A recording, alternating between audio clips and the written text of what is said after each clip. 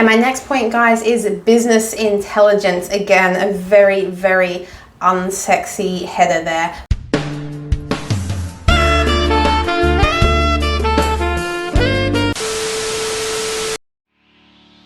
G'day guys, what is up? Welcome to this video. You're probably here because you're wondering, how can I save 20 hours of my precious time? It's like every entrepreneur's and business owner's dreams. I'm going to take you through everything you need to know about data entry and virtual assistants and how it can help your business as well in this video, so stick around. Now, if you guys are looking for tips and tricks and hacks on virtual assistants and scaling your team, then be sure to subscribe and hit that bell to be notified when I post a video. Now, I have a team of over 50 virtual assistants, and I have built my company up to healthy 5-figure months over the last year and a half or so. So there is a lot to unpack when it comes to virtual assistants, but I'll be covering exactly what you need to know about data entry and virtual assistants. So why data entry? I guess everything in our world in this day and age, it's all being collected, all of our data, all of our information. You look at the big companies out there like Apple and Google and what they're doing, they're constantly day in, day out collecting data. And whatever the size your business is, it's a good practice to start doing this for yourself as well, even if you're just a small business starting out, because this is essentially how you innovate and how you optimize. A lot of it's through data collection, but it's important not to get stuck too much in the stats. You want to be able to move past that and just use what you're collecting.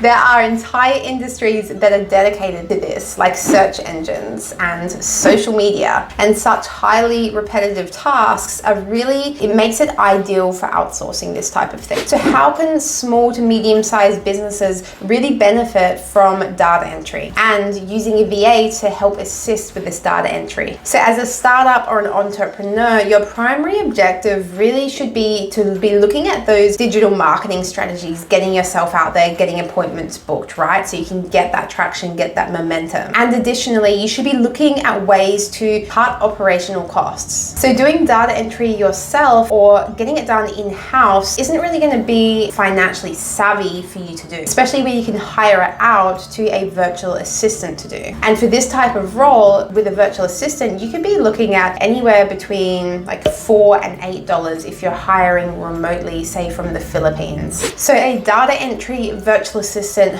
what do?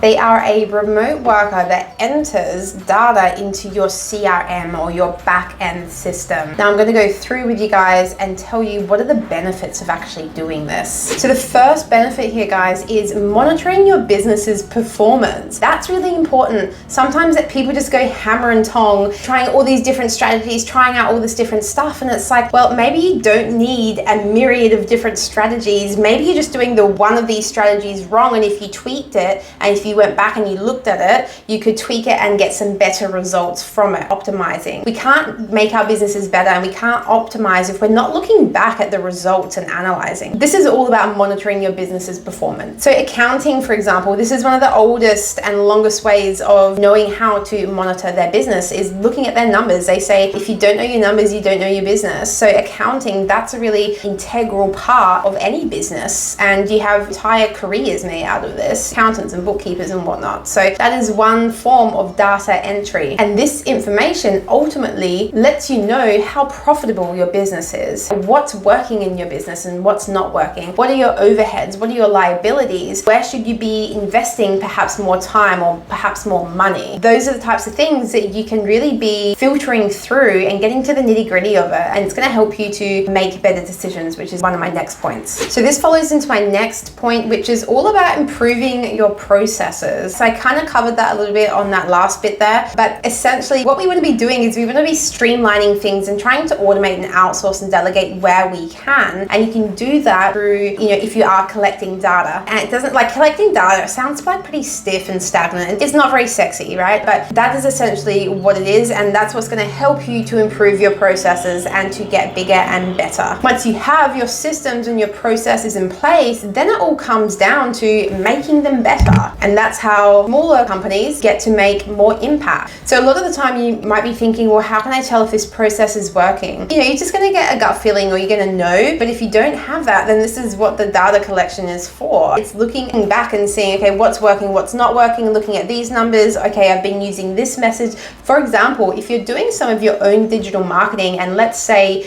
you're writing the copy for it, you want to keep those templates somewhere, and really just learn to craft your message over and over again until you can really speak to your audience. That's an example of how you can do some data collection, and then from there you get to tweak it. If you're doing organic outreach, craft that message that you're using, the messaging templates, and then you can tweak that and see what people respond best to as well. So that's another example of data entry. You guys will achieve far more reliable result if you can monitor and measure your processes. And then from there, you just let the data give you the tangible answers that you need, right, to do the next thing, to make the next decision. And my next point, guys, is business intelligence. Again, a very, very unsexy header there, but it's basically making better decisions. To really simplify this and put it into layman's terms, if you're collecting the data, you're going to be able to go through, analyze, and see what's working, what's not working. You're going to learn how to provide for your clients or your customers better. You're going to learn how to take them on that customer journey better from your data collection. Now, this is one of the most powerful tools that you will get, is from what you know in your business, you're going to be able to make more informed decisions. It's really going to help you understand your clients better. It's going to help you understand your market and your marketing strategies better. Without looking back and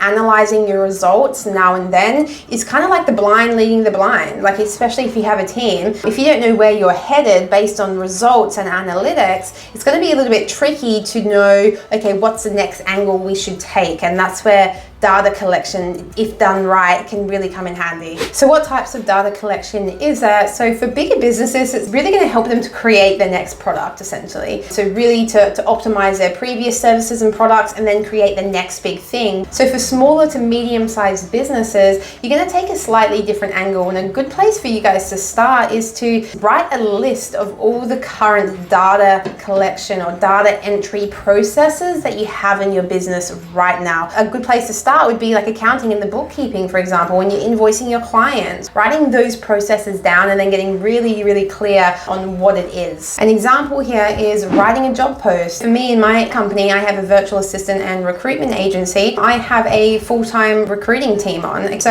I'm not going out and take a few of the client calls, but I'm not going out and writing every single job. I don't do any of that. I don't write the job post. I don't do the Google Forms. I don't do any of the recruitment and the screening, okay? Because I have put processes in place and optimize that with my team to do for me. That's an example of writing down your processes, and then from there as well, that's all data collection as well. My team's using Google Forms and other things where they're collecting this data from applicants, and then it's all going into Excel and the back end and stuff like that. This is unique to my business, but write down for your business what your processes are. For this type of skill as well, you generally need somebody who's quite switched on, because data entry is actually really important. And yes, it's repetitive, but you do need someone that is organized to start off with. You need to be an organized person to do this type of task, and you need to be attention to detail and sharp, because this is an important process in any business infrastructure. And if things aren't being put in correctly, then you're not getting the right data back, and therefore you're not going to be able to make the best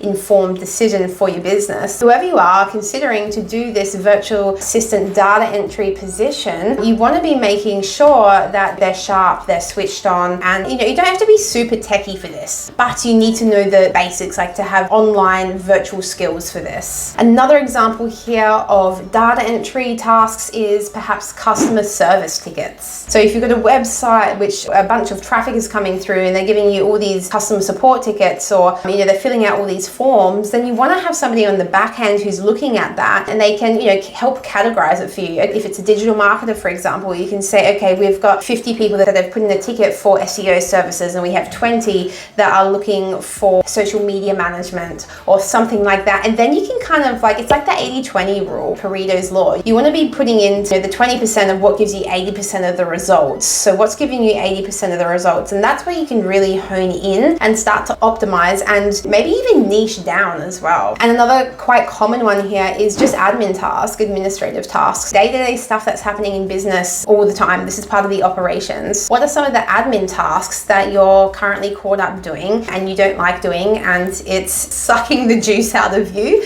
And think about that stuff. This is really simple. Just think about, what are you spending your time on now that zaps your energy, and it's not making you feel good, and therefore you're not really in your genius zone. So start thinking about that, those tedious sort of tasks that you're doing over and over again, those repetitive tasks. And that's likely some sort of data entry stuff, right? Where you can easily hire someone for a really affordable price and get them to come in, learn that process and do it for you. And then that's how you end up saving 15, 20, 30, 40 hours a week, depending on the size of your business. Another one here is social media data entry. So believe it or not, this is quite repetitive and task heavy here and time consuming. So this is something you are, like if you're looking to grow your Instagram or to grow your Facebook or grow your LinkedIn or raise awareness, whatever your goal is, then this is where data entry and collection can really help to take it to that next level. Now, most of these data entry sort of roles, they are going to be anywhere from a base to sort of a mid-range virtual co-worker